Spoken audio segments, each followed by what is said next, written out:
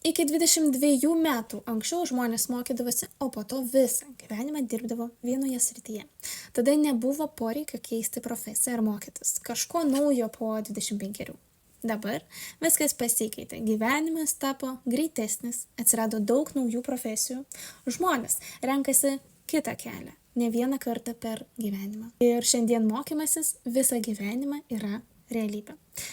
Svarbiausi pirkėjai kursų dabar yra suaugę žmonės. Jie perka ne tam, kad sukauptų žinių, o tam, kad pakeistų savo gyvenimą.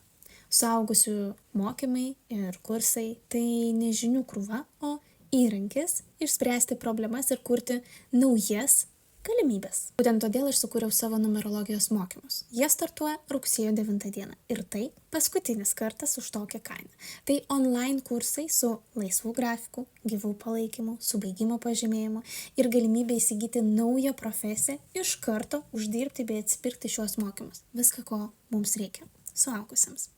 Registracija vyksta asmeninė žinutė.